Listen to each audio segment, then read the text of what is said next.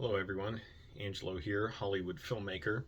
I'm in my apartment writing, not writing quite as much as I want, screenwriting that is, and being kind of distracted and lazy. It's really frustrating to me that I do that. But today is roughly the 1 year anniversary of me being housed.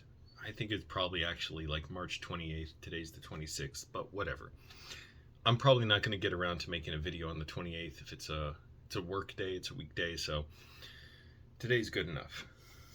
And it's cool. I still have lots of frustrations and stuff, but there were a lot of things I liked about being homeless and living in my car, sleeping in my car here in Los Angeles.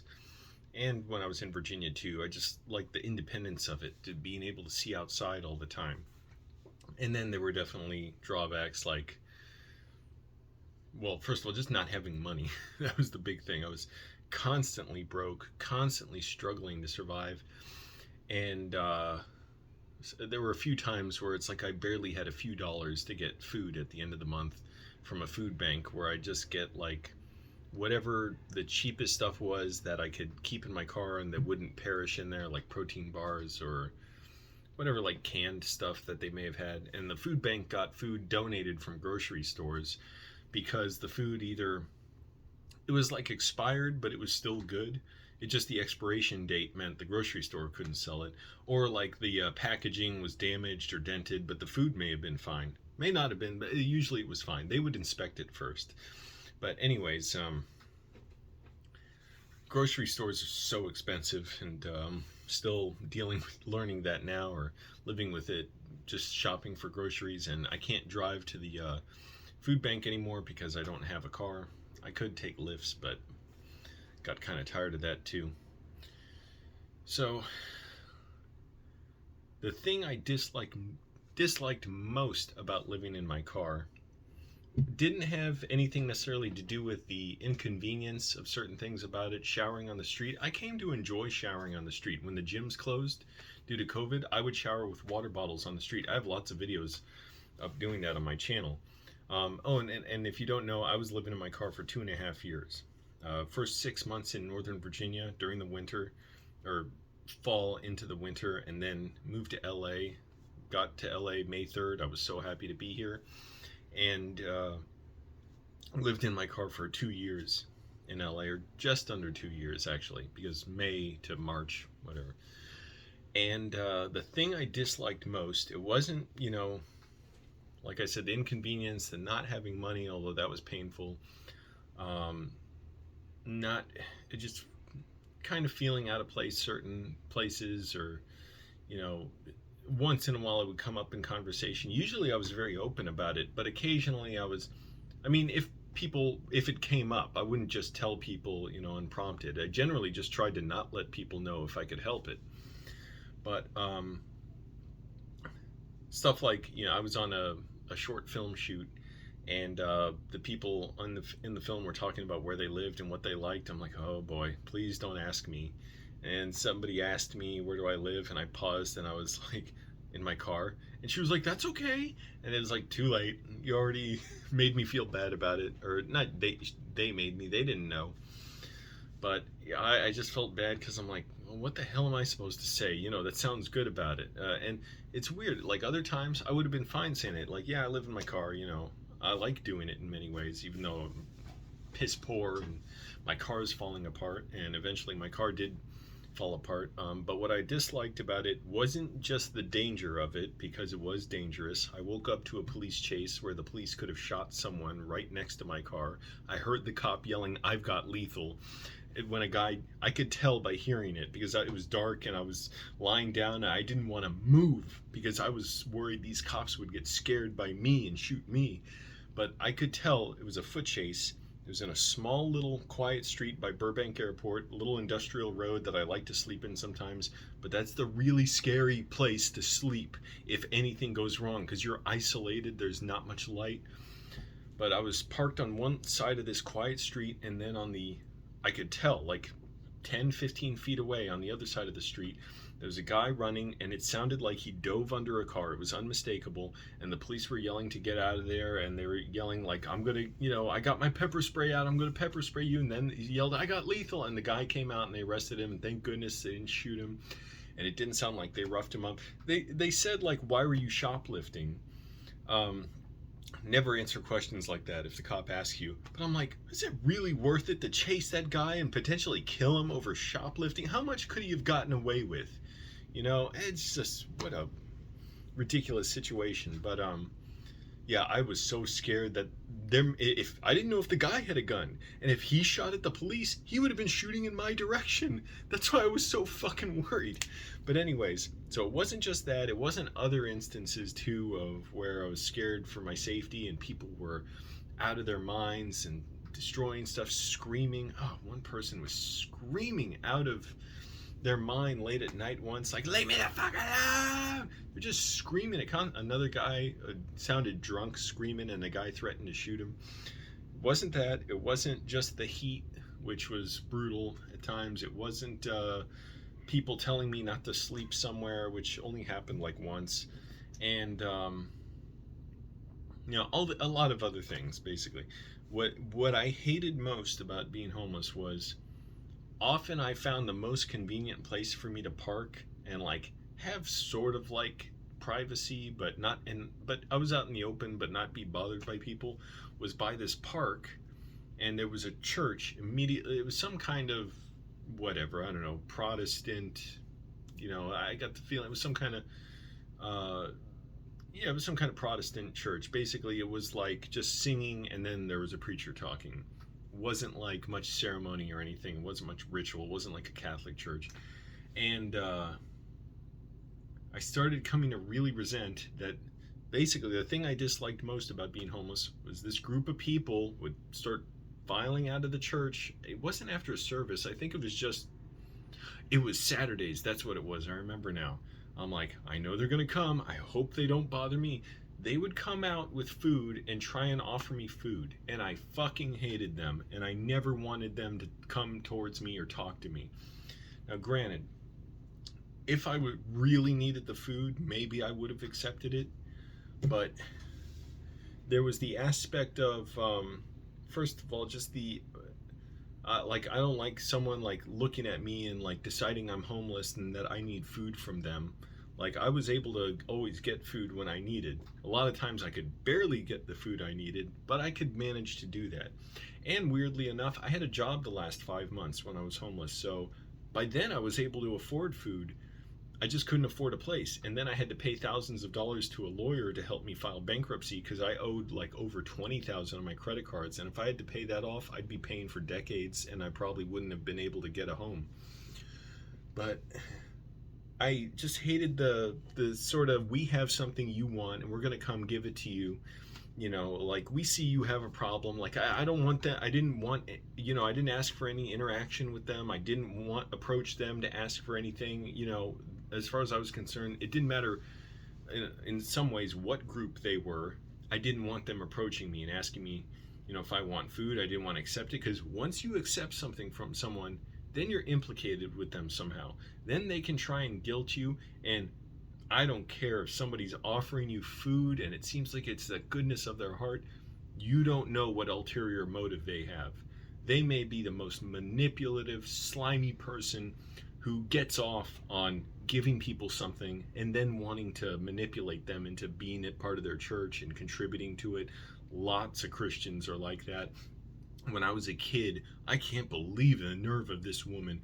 She would come to the park where there was like a little play area. I know how old I was. I think I was like 8. I remember. And I was playing in this little jungle gym and with my brothers, and yeah, she would come. There were like 2 churches there, and she would come, and she kept trying to invite us to her church. It was fucking pathetic. And by the end, like, we were lying to her, just telling her excuses like, oh, we can't go, we have to meet a friend for dinner. And she's like, lying is wrong, right? And she had like 7 kids apparently. I think she told us that, or I can't remember what the deal was, but she was like brainwashed. and she kept telling us to go to her church. And then finally one day she came over, and we were so fucking annoyed, me and my brothers. Like, she said something like, well, I mean, can you, first of all, can you believe the, imagine the nerve to like go and approach children if you're an adult and they don't have any guardian around, and trying to invite them to come to your whatever it is, to your organization. That just seems like so unacceptable to me, to go up to kids and do that. And at the time, I didn't think of it in terms like that. I just thought like I don't want to do this. Like, and we're already in another church, so what the fuck? I'm already in two churches. We had to go to Catholic churches on Fridays at school, and then Greek Orthodox churches on Sundays. So I got 2 times the crap that she has to deal with, and those Greek services are fucking long. And it's all horseshit anyways. It's all made up, and I'm so much happier that I'm an atheist now, and I don't worry about that stuff anymore. But anyways, even though it always kind of affects me. But back to the, oh yeah, and the last time we saw her, she came up to us, and I forget, I just screamed like, I gotta go or something, and me and my brothers just ran away, and she just stood there. And it's funny, I felt bad about running away, but she should have felt bad for doing that. So anyways, back to the guys and the women offering me food. I didn't want anybody approaching me like that. I didn't want their condescension or their help, or, oh, you need help, you poor thing. And it's funny because, like I said, I did have money for food the last 5 months I was homeless, although arguably, just because I had money for food didn't mean I still didn't, how many negatives am I saying? Didn't mean I didn't need help, because obviously I did need help because I couldn't afford a place to live. So it's like, yeah, offering food in that case, even though I could afford it by then, I was still in need. Like, I didn't have a home. I was showering at a mission in the afternoons after work, after working a crappy job at a warehouse at 3 in the morning. Really like a demanding physical work, which I enjoyed. It was, anyways, differently. I don't want to bring up how horrible the managers were there and the negative experience, but there was that aspect that I don't like people approaching me like I need help or something and offering me stuff like, we have something you want. But what really disgusted me was the whole angle of, I know this is a church group, I know their mission is not to feed people. Their mission is to spread their message and to recruit people and to bolster their numbers. And this is a way for churches to keep tax exempt status, is doing these like outreach nonprofit things. And it's a way for them to make a lot of money, because even if they didn't preach to me, even if they didn't condescend to me and say, oh, how can we get you a home and all that, whatever, all that nonsense, it's still a way for them to mark on their like performance. Oh, we gave away this many meals, we should get, we need your money because look, we give food to, so it's like we give food to the needy. So it's a way for them to convince their their brainwashed supporters to give them more money, to continue to ask for more money, teaching this made-up superstition that is a very stupid and cruel and barbarous thing, which it's like it's anti-human. It's like the opposite of being human. It's all about suppressing your own well-being. And I forget the terms I used to have on the top of my head all the time for what religion does, but it basically like suppress all your desires, like your healthy interest, everything about you, annihilate your individuality, annihilate yourself, forgo your own life in order to get some supposed other more pure life. It is such a mind fuck of nonsense that really screwed me up for a long time and just shattered me in so many ways, and I still always live with it, even though I'm doing much better. So that's what I hated most about being homeless. I absolutely despised those people. Them thinking they're going to help me. I was like, no, you're not going to help me. I will never accept food from you. Yeah, again, maybe if I was starving, like if I hadn't eaten in 2 days, maybe I would have accepted a meal then, but I would have rather tried and I did try any other way of finding food and making money that I could, other than accepting food. from these fucking freaks. And that was what I disliked most. By the way, and when I say the danger that I went through being homeless, like I said, that wasn't even as bad. Not the police situation, the police chase, not sleeping in my car one night a few months after that police chase, and it was on a street near there, and somebody crashed into my car while I was sleeping it and destroyed it. So I woke up in the middle of a car crash, and I was thrown against the steering wheel. I still have callus formation in my ribs right here from my ribs hitting the steering wheel hard, and I had to go to a chiropractor for a few months. I couldn't work for like a month after that. I mean, I could do little things, but I couldn't lift stuff really. I couldn't exercise. It was very painful. I tried going to the gym like once or twice after that within a month, and it was just it. The pain was so bad the next day. I was like, oh, I wish I didn't go. Like I thought I was recovering quicker than I was. It wasn't stuff like that. It wasn't some crazy guy coming up to my window, knocking on it, saying, I'm looking for my homie. Like, man, it pissed me off, that stupidity. I don't know if he was high or what.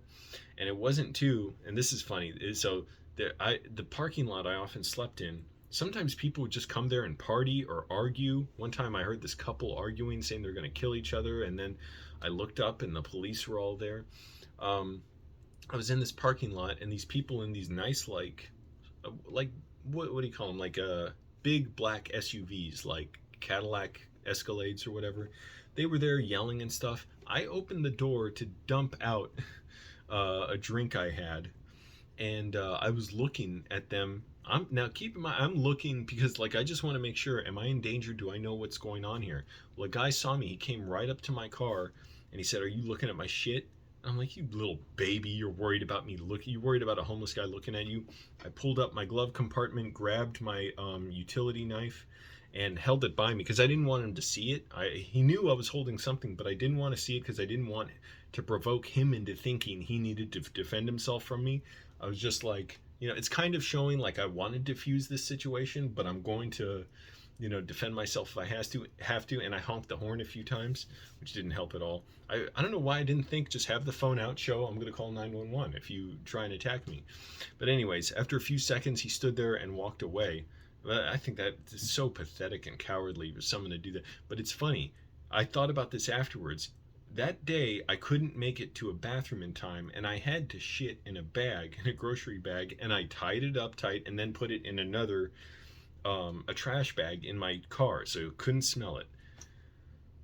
But if he had come over and I had it open, it would have been funny. I always thought if he said, are you looking at my shit? And it would have been funny if I grabbed my bag of shit and I opened it up and held it to him and I said, no, I'm looking at my shit. And if I just weirded him out and made him think I'm fucking crazy, or if I even just picked it up with my hand, I might be willing to do that if I'm cornered. Just pick up my shit. Anyways, not even shitting in a bag a few times was the worst thing about it. I didn't even half mind that. It's like, well, I had to do it, Couldn't make it to a bathroom sometimes. And especially after the pandemic hit, there were a lot less bathrooms that I could use. So that was the most unpleasant thing about it. Now, I've been living in a home for a year. I feel like I'm always still adjusting to living indoors and in a home, and just trying to push myself with new challenges, because when I was living in a car, the new challenges were coming all the time, and now it's like they do come all the time, but it's easy to regress and get too comfortable and sit here with my laptop, and I can take for granted I have power to recharge my phone and recharge my laptop. Back then I couldn't take that for granted. I had to limit my phone usage and make sure I was smart about recharging it, and just everything I did, conserving everything, washing my clothes while I was wearing them, showering on the street with water bottles. And now it's like I try and be as disciplined as possible to push myself to keep like inflicting adversity on myself, so I still feel compelled to like move forward and overcome stuff. And so when problems do come, it's like I'm ready for them because I'm always pushing myself to overcome stuff. So anyways, I got to get back to writing. I'm sweaty in here, man. I don't have any ventilation in this room. I mean, I have a window, but there's no like AC running in here. And I have the curtains over the windows to keep the sunlight from baking my room. but I have the window open, so at least fresh air sort of comes in, but it's stopped by the curtain, so can't win. But anyways, I'm sweating. I'm wearing these jeans. Maybe I should switch to shorts. Alright, everyone. Thanks for watching. Like, subscribe, all that stuff. Watch. I'm sure when my movies come out, you'll be able to say, "Hey, I knew Angelo when he was well, I'm not. I was going to say a homeless filmmaker, but I'm not homeless anymore. So I knew him when he was just a guy and not a screenwriter. Well, I am a screenwriter. I'm writing every day, but when he wasn't actually getting movies made, I knew him before he was writing these movies and stuff. Man, I'm getting sweaty. All right, everyone. Thanks for watching. Bye.